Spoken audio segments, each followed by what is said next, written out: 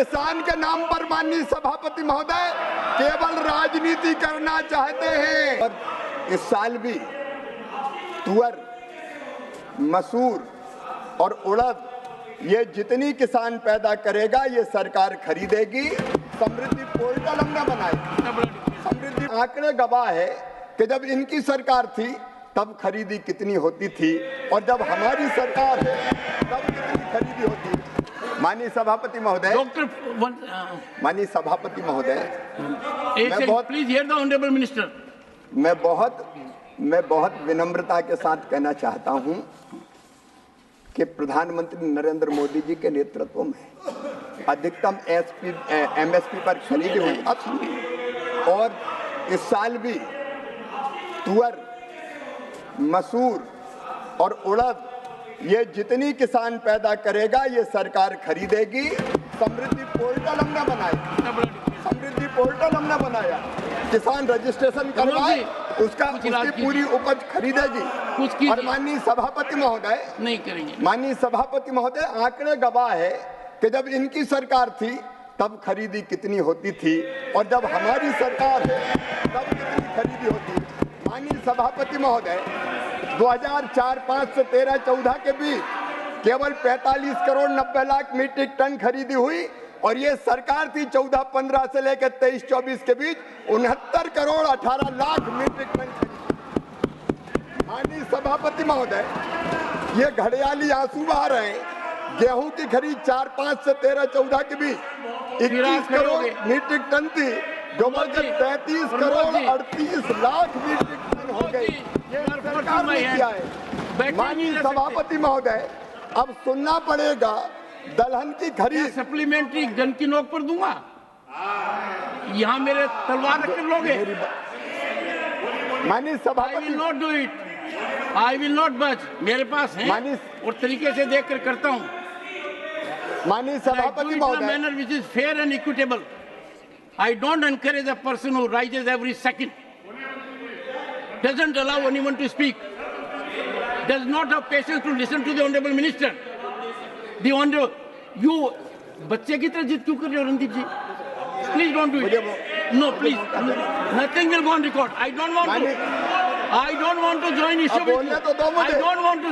What are you doing? माननीय सभापति महोदय, Nothing is going on record. Nothing except what the honorable minister said. पूरी कर दे दी जाए। मंत्री जी, देश ध्यान से सुने। मंत्री जी, आप देश की जनता को सदन के माध्यम से जानकारी दीजिए। जी माननीय सभापति महोदय, दलहन की खरीद वर्ष 2004-05 से 13-14 तक केवल 6 करोड़ मीट्रिक टन थी। 6 लाख मीट्रिक टन, केवल 6 लाख मीट्रिक टन, जो बढ़कर अब 1 करोड़ 67 लाख मीट्रिक टन हो गई है। ये घड़ियाली है सुबह। माननीय सभापति महोदय, तिलहन की खरीद जब इनकी सरकार थी केवल 50 लाख मीट्रिक टन थी, जो बढ़कर 87 लाख मीट्रिक टन हो गई है। माननीय सभापति महोदय, ये बड़ी बातें कर रहे हैं। प्रमोद जी, धान की खरीद के लिए प्रमोद जी न्यूनतम क्या तरीका है? कुछ तो सोचिए, कुछ तो सोचिए। माननीय सभापति महोदय, माननीय मंत्री जी को सुनिए। माननीय सभापति महोदय, फिर देखिए किसान को इनको क्या है कि कोई ऐसी चीज आनी चाहिए कि मैंने पार्टिसिपेट किया। अरे साहब, किसान का मामला है, मेरा तो जीव होता है। मैं जानना चाहता हूँ मंत्री जी से, आप कितना अच्छा सुझाव दिया। एक सुनिए, आज के प्रश्न का सबसे बड़ा फायदा है कि एक माननीय सदस्य ने चाय और कॉफी के बारे में इतनी गंभीर बात कही है जिसका नतीजा निकलेगा। मैं सार्थक चर्चा चाहता हूँ। बैठिए, बैठिए। हाँ, माननीय सभापति महोदय, कपास की गांठ ये खरीदते थे केवल 26 लाख, हमने बढ़ाकर 31.17 लाख कपास की गांठ खरीदी है। और माननीय सभापति महोदय, संस्थागत ऋण इनके समय ऊंचे ब्याज की दरों पर मिलता था, केवल 7.3 लाख करोड़। ये नरेंद्र मोदी जी की सरकार है, 25 लाख करोड़ रुपए संस्थागत ऋण दिया जा रहा है। सभापति महोदय, जब इनकी सरकार थी धान की खरीद के लिए न्यूनतम समर्थन मूल्य से लाभान्वित किसान केवल 78 लाख थे, अब बढ़कर 1,03,82,248 हो गए। और माननीय सभापति महोदय, गेहूं के खरीद के लिए न्यूनतम समर्थन मूल्य से लाभान्वित होने वाले किसान केवल 20 लाख थे, जो 22,69,264 हो गए। और माननीय सभापति महोदय, मुझे इजाजत दीजिए, ये केवल राजनीति कर रहे हैं। स्वामीनाथन कमेटी की रिपोर्ट में जब ये कहा गया कि लागत पर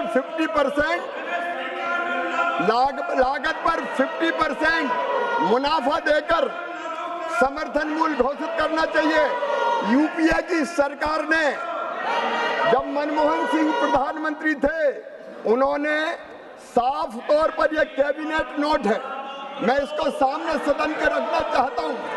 इन्होंने ये कहा कि एमएसपी को उत्पादन की भारित औसत लागत से 50% अधिक तय करने की सिफारिश पर यूपीए सरकार ने कैबिनेट में यह कहते हुए स्वीकार नहीं किया कि सीएसीपी द्वारा प्रासंगिक कारकों की व्यवस्था पर विचार करते हुए एक वस्तुनिष्ठ मानदंड के रूप में एमएसपी की सिफारिश की गई है। इसलिए लागत पर कम से कम 50% की वृद्धि निर्धारित करना बाजार को विकृत कर सकता है।